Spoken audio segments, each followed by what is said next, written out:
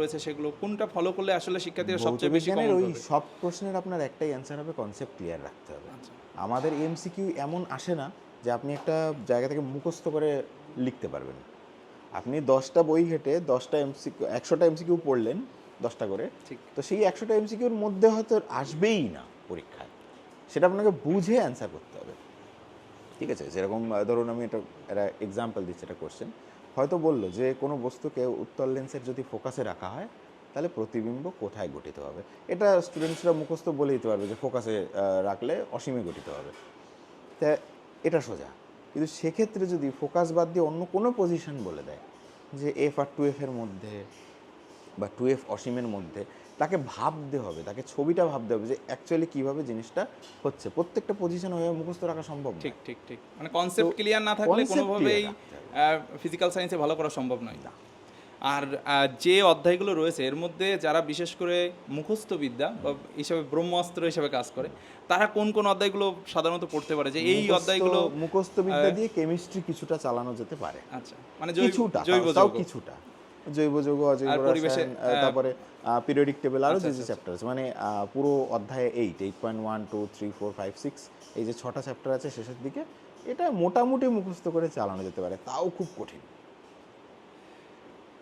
Sir অসংখ্য ধন্যবাদ। আর সবচেয়ে যে বিষয়টি বড় সেটি হচ্ছে মাধ্যমিক পরীক্ষায় ভৌতবিজ্ঞান ভয় কাটানোর জন্য তাহলে সাধারণত তো এখন এই মুহূর্তে কি করা উচিত? সবার আগে টেক্সট বুক মানে ভালো করে আগে রিভিশন দেওয়া উচিত, যে যে যে জায়গাতে আমার কোনো না কোনো সামান্য টপিকের সমস্যা আছে সেগুলো আগে ক্লিয়ার করতে হবে। হ্যাঁ, এবার চ্যাপ্টার ধরে ধরে করলে ভালো হয়। যে চ্যাপ্টারগুলো আমার কাছে ইজি লাগে, অলরেডি ঠিকঠাক আছে, সেগুলো পাকাপোক্তভাবে ঠিকঠাক করতে হবে যেন সেখানে আর কোনো সমস্যা না পড়ে থাকে। আর তারপরে যে চ্যাপ্টারগুলোতে বেশি নম্বর রয়েছে, যেরকম আমি এই 4টে বললাম, চলো, তড়িৎ, আলো, জৈব রসায়ন, অজৈব রসায়ন, তো এই 4টের মধ্যে যতটা কভার করা যায় তাহলে মার্কস বেশি কভার হবে। স্যার শেষ মুহূর্তে সেরা প্রস্তুতি নিতে যদি এই মুহূর্তে আপনার মানে পদপ্রার্থী কেউ মানে আপনার পদাশ্রয়ে কেউ আসে, তো এই মুহূর্তে কি আপনি ব্যাচ নতুন করে ক্রিয়েট করবেন বা অনলাইন কোনো সাপোর্ট তেমনভাবে কি সম্ভব? সেটা এই মুহূর্তে জানানো খুবই কঠিন, মানে শিডিউলটা একদম তো খুব হ্যাপাসেট টাইট অবস্থায় শিডিউল। তবে হয়ে হ্যাঁ, আছে। হাবড়াতে বা এই যে ব্যাচগুলো চলছে এই ব্যাচগুলোতে হ্যাঁ, যদি কেউ আসতে চায় হ্যাঁ, তারা আসতে পারে হ্যাঁ, সেটা ওই ওই যখন শেষ মুহূর্তে সে প্রস্তুতির টেস্ট জন্য। পরীক্ষা হয়ে গেল, মানে হ্যাঁ, এখন তো হ্যাঁ, সব জায়গায় পরীক্ষা চলছে, ঠিক, ঠিক, ঠিক। তো পরীক্ষার মাঝখানে এসে তেমন কোনো লাভ হবে না, কারণ আমি তো কিছু পড়াচ্ছি না এই মুহূর্তে।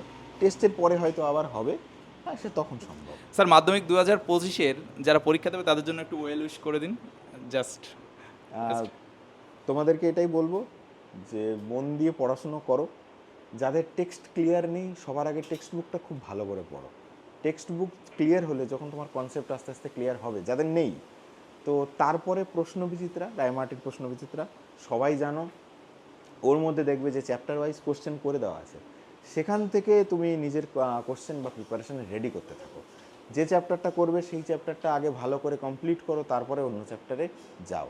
যে চ্যাপ্টারগুলোতে বেশি মার্কস রয়েছে ওই প্রশ্নবিচিত্রাতেই দেওয়া থাকে বা সহায়িকাতে দেওয়া থাকে, সেই চ্যাপ্টারগুলো আগে ধরো, সেগুলো কমপ্লিট করো। অথবা তুমি তোমার মতো স্ট্র্যাটেজিও বানাতে পারো যে ধরো তোমার কিছু পছন্দের চ্যাপ্টার আছে যেগুলো তুমি ভালো পারো, সেগুলো কংক্রিটভাবে তৈরি করে নাও। নেক্সট তারপরে যেগুলো একটু সমস্যা আছে সেগুলো ধরো। এইভাবে করে, আর রুটিনের কথা স্যার বলছিলেন, একটা রুটিন তোমাকে বানাতে হবে। সকালে কটায় উঠবে, সারাদিনে কতক্ষণ পড়বে অ্যান্ড কখন ঘুমাবে, এই রুটিনটা যদি ডেলি ফলো করতে পারো, আমাদের শরীর এমন একটা জিনিস যে মহাশয়, শরীরের শরীর নাম হচ্ছে মহাশয়, মহাশয়, যাহা যা সবই সবে তাই সয়। সবই ঠিক, ঠিক, তো ঠিক। রুটিন মেনটেন করতে পারলে কি হবে, আমাদের শরীর বুঝে যাবে যে এই সময় থেকে এই সময় পর্যন্ত আমাদেরকে অ্যাক্টিভ থাকতে হবে।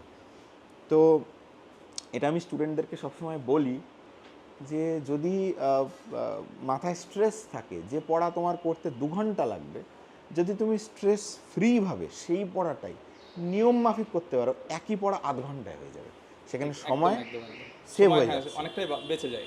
তার মানে তুমি সেই 2 ঘন্টায় যদি স্ট্রেস ফ্রিভাবে পড়তে পারো, 4 গুণ বেশি পড়া হচ্ছে, তো ওতে অল্প সময় অনেকটা পড়া হয়। আর আরেকটা লাস্ট যেটা বলবো সেটা হচ্ছে ঘুম কিন্তু পর্যাপ্ত পরিমাণে দরকার। দেখা গেল সারা বছর, অনেকে আছে সারা বছর পড়াশুনো করেনি, এখন পরীক্ষা চলে এসছে, পড়তে হবে, তুমি রাত্রেবেলা 3 ঘন্টা 4 ঘন্টা ঘুমাচ্ছ দেখা গেল মাত্র, আর সারাদিন বই নিয়ে বসে আছো, ওতে লাভ নেই। আলটিমেটলি 2-3 দিন পরে গিয়ে দেখবে যেটা 2-3 দিন আগে পড়েছো কিচ্ছু মনে পড়ছে না। ঠিক, ঠিক, ঠিক।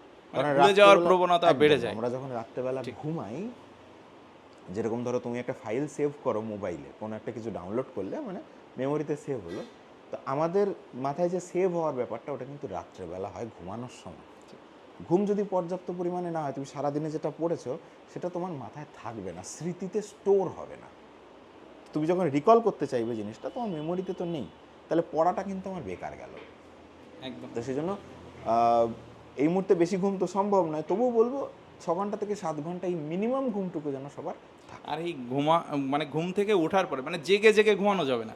না, হ্যাঁ, সে তো যে অবশ্যই। ঘুম ভেঙে গেল, ঘুমানোর উঠে পড়া শুরু করতে হবে। ঘুমানোর পরে একদম। দাঁত ব্রাশ করার সময় পায়চারি হ্যাঁ। করতে হবে, যেগুলো একদম বেসিক জিনিস। হ্যাঁ, আমি এক্সারসাইজ না করতে পারি, এক্সারসাইজ করার যদি সময় হাতে না থাকে, অ্যাটলিস্ট ঘুম থেকে উঠে পায়চারি ঠিক, করতে ঠিক। হবে, ঘুমটা কাটিয়ে নিতে হবে। একদম। তুমি কিছু লাল চা খেতে পারো বা এরকম কিছু করে নিজের ঘুম ব্ল্যাক কফি খেতে পারে চিনি একদম, ছাড়া। একদম, এগুলোতে প্রচুর ক্যাফিন রয়েছে, এটা সুবিধা হতে পারে। একদম। স্যার, আর যে বিষয়টি আরেকটু বলতে চাচ্ছিলাম সেটি হচ্ছে মাধ্যমিকের পরবর্তীতে যারা রীতিমতো স্নেহাশিস স্যারের ক্লাস জয়েন করতে চায় একাদশ শ্রেণীতে, তারা রীতিমতো আপনি তো শুধু ফিজিক্সই পড়ান, তো ফিজিক্সের জন্য জয়েন মানে ক্লাস শুরু হয় ঠিক কত নাগাদ থেকে? মাধ্যমিকের পরে একটা মাস গ্যাপ দিই, 1 মাস? এই এপ্রিল থেকে আচ্ছা স্টার্ট আচ্ছা হয়ে যায়। ঠিক ঠিক ঠিক।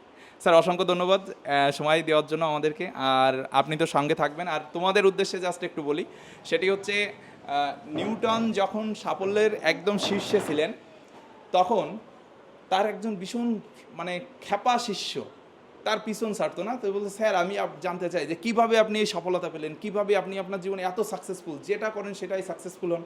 তো তখন কিন্তু ওই শিষ্যর, এই নাছোড়বান্দা শিষ্যর কথার উত্তরের জবাব দেওয়ার জন্য সে কী করেছিল, যে বলেছিল, তুই ঠিক আছে, তুই তো এতই যখন শুনতে চাস, তুই আগামীকাল টেমস নদীর সামনে আসিস, বিকালবেলা হাঁটতে হাঁটতে তোকে জানাবো। তো বলছে ঠিক আছে। ও পরের দিন সত্যিই মানে ভীষণ কিউরিসিটি নিয়ে কিন্তু টেমস নদীতে সামনে চলে গেছে। বিচে যখন রীতিমতো হাঁটছে, দেখে স্যার হাঁটতে হাঁটতে বলছে চল চল, বলতে বলতে দেখে জলের দিকে নামছে। তো প্রথমে হাঁটু পর্যন্ত নেমেছে, তারপরে মাজা পর্যন্ত, তারপর ঠিক গলা পর্যন্ত। গলা পর্যন্ত নামার পর নিউটন বলা নেই কওয়া নেই, ওই সেই খ্যাপা শিষ্যর পুরো ঘাড় ধরে জলের ভিতরে সুপে ধরেছে। এবার ও তো মনে মনে ভাবছে, মনে হয় আমি ভীষণ স্যারকে ডিস্টার্ব করেছি, স্যার মনে হয় ভীষণ আমার পরে ইরিটেট ফিল করে এই কাজগুলো করছে।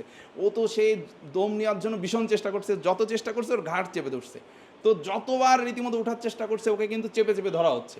এবং স্যার যখন বুঝতে পেরেছেন যে এই মুহূর্তে যদি না উঠায় তাহলে কিন্তু ও আর বাঁচবে না, তো যখন রীতিমতো ঘাড়টা তুলে ধরেছে, তখন সে এইভাবে এমনভাবে নিঃশ্বাসটা নিয়েছে, ঠিক আছে, নিয়েই নিঃশ্বাস নিতেই আছে। তো এবার তখন বলছে, স্যার এটা কী হলো স্যার, আমি তো আমি সাঁতার কাটতে পারি না স্যার, আপনি জানেন না স্যার, আপনি আমাকে জলে নামিয়েছেন স্যার, আমি তো মরে যেতাম স্যার। এবার বলছে, তুই যখন জলের ভিতরে ছিলি তখন তুই মনে প্রাণে কী চাচ্ছিলি? বলছে, বাতাস বাতাস বাতাস বাতাস বাতাস বাতাস। ঠিক আছে। তো তখন বলছে, জীবনে যে কোনো কাজে তুমি যদি সফলতা চাও, তাহলে যেভাবে জলের তলে থাকতে অক্সিজেন চাচ্ছিলে, বাতাস চাচ্ছিলে, ঠিক সেইভাবে তোমাকে চাইতে হবে। তোমার চাওয়াটা কত বড়, তোমার চাওয়ার ভিতরে কতটা মানে নিজের ফিলিংস যুক্ত আছে, নিজের কনফিডেন্স যুক্ত আছে, এটার উপরে ডিপেন্ড করে কিন্তু তোমার ফিউচার বিল্ড আপ হবে। তো অসংখ্য ধন্যবাদ তোমাদের সবাইকে। তোমরা অনেক ভালো করবে আর চেষ্টা করবে। স্যার তো আসেনি, ভৌতবিজ্ঞান নিয়ে তো টেনশন নেই, আর অন্যান্য কোনো সাবজেক্ট নিয়েও সমস্যা থাকবে না। আর আজ 10:30টায় তোমরা এই রেজাল্টটা পেয়ে যাবে, স্যার পাবলিশ করবে গ্রুপে। আর তোমাদের মোটামুটি মক টেস্ট পরীক্ষা কখন হয়, কীভাবে হয়, তোমাদের অনেক স্বনামধন্য শিক্ষকের কাছে পড়া থাকে, ঠিক আছে। খুব ফ্রিলি বলছি, মানে এখানে কোনো ধরনের কোনো সমস্যা নেই। আমরা প্রশ্ন PDF পাঠিয়ে দেবো, তোমরা বাড়ি থেকে রীতিমতো পরীক্ষা দিয়ে স্যারের কাছে পাঠাতে পারো, গ্রুপে পাঠাতে পারো, অথবা রীতিমতো পার্সোনালি পাঠাতে পারো যে স্যার আমার এই সমস্যাগুলো রয়েছে। আমরা আমাদের ক্ষুদ্র জ্ঞানে যতটুকু আসে আমরা তোমাদেরকে সাহায্য করার চেষ্টা করব। মাধ্যমিকের রেজাল্টটা ভালো করা ভীষণ জরুরি, কারণ এই রেজাল্টের সাথে তোমার বাবা মা যে উজ্জ্বল হাসি মুখ, তোমার ভবিষ্যৎ, এবং সর্বোপরি সমাজ এবং দেশের জন্য একটা ভালো মানুষ আমরা ভীষণভাবে প্রত্যাশা করি। ভালো রেজাল্ট তো সবাই করতে পারে, কিন্তু ভালো মানুষ কজন হয়? আমি চাই যে তোমরা সবাই ভালো মানুষ হও, আর সাথে সাথে একটা ভীষণ ভালো রেজাল্ট করো, দেশ ও দশের জন্য কিছু করো। আর সবার জন্য অনেক অনেক শুভকামনা এবং ভালোবাসা থাকলো। মাধ্যমিক পরীক্ষা অনেক ভালো, আর দেখা তো হবেই আবার হয়তো কখনো, ঠিক আছে। আর মক টেস্টের রেজাল্ট জানিয়ে দেবো। আর মক টেস্টের ছাড়া তোমাদের আদার্স ফিজিক্যাল সায়েন্স বাদে কোন সাবজেক্টের সমস্যা রয়েছে আমাদের সাথে অবশ্যই আলোচনা করবে। স্যার অ্যাডমিন থাকবেন, ওখানে রীতিমতো লিখবে যে স্যার আমার এই সমস্যাগুলো হচ্ছে। আমরা সেই সব সাবজেক্ট এক্সপার্ট যারা রয়েছেন তাদের সাথে কথা বলে যতটা সলভ করা সম্ভব এই 98 ডেজ আমরা ভীষণভাবে একসাথে খাটবো তো। হ্যাঁ, তাহলে স্যার জোরে হ্যাঁ খাটবো। হ্যাঁ, চলো তাহলে একটা স্লোগান হয়ে যাক, স্নেহাশিস স্যার হিপ জোরে, স্নেহাশিস ঠিক আছে, স্যার। আচ্ছা, রেজাল্ট ভালো করার পরে আমরা কিন্তু ঢোল ডাঙ্কা নিয়ে গাইঘাটাতে বেরোবো, ঠিক আছে? তোমরা 100-এ 100 স্কোর করো ফিজিক্যাল সায়েন্সে বা অন্যান্য প্রত্যেকটা সাবজেক্টে ভীষণ ভালো করো, যাতে আমরা এটাকে সেলিব্রেট করতে পারি। আসলে যারা টিউশন পড়ায় এটা তাদের কাছে একটা পেশা এবং নেশা দুটোই, বুঝতে পেরেছো? তো তোমাদের ভালো রেজাল্টে যে আমাদের কি ভালো লাগে সেটা তোমরা রেজাল্ট করো, তারপরে বুঝতে পারবে যে স্যারেদের কন্ট্রিবিউশন কতটুকু থাকে আর তারা কতটা খুশি হয়। বাবা মার পরে যদি সবচেয়ে বেশি কেউ খুশি হয় সে কিন্তু তোমার শিক্ষক। সবাই ভালো থাকো। সময় একটু নষ্ট হলো, যাই হোক, তার জন্য সরি। না না, নষ্ট কোথায়, নেক্সট আজকে টাইম সবাই একটা বিশাল বড় মোটিভেশন পেলি তো। ভালো থাকো সবাই। ঠিক আছে, স্যার আসি তাহলে। হ্যাঁ।